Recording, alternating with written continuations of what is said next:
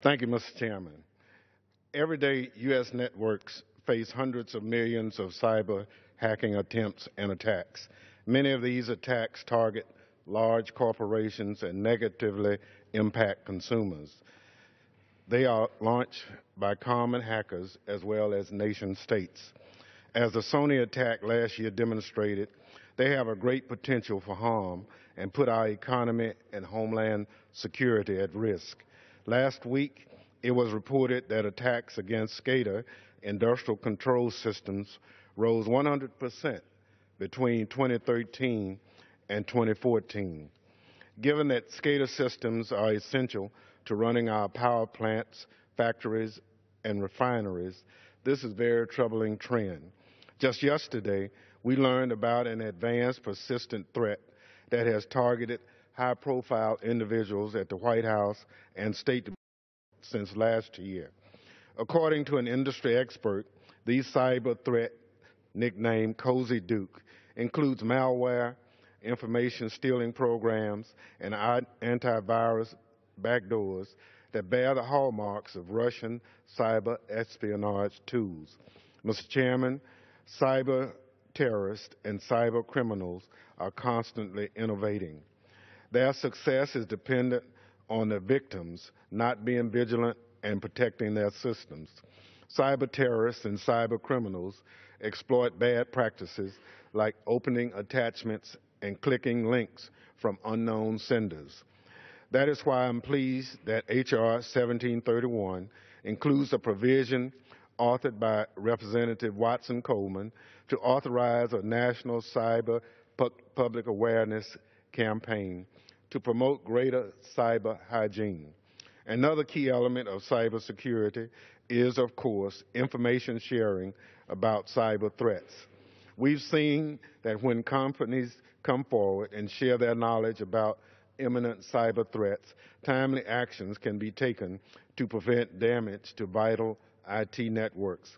Thus, cybersecurity is one of those places where the old adage, knowledge is power, applies.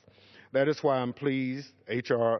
1731 authorizes private companies to voluntarily share timely cyber threat information and malware with DHS or other impacted companies.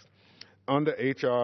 1731, companies may voluntarily choose to share threat information to prevent future attacks to other systems. I'm also pleased that the bill authorizes companies to monitor their own IT networks to identify penetration and take steps to protect their networks from cyber threats.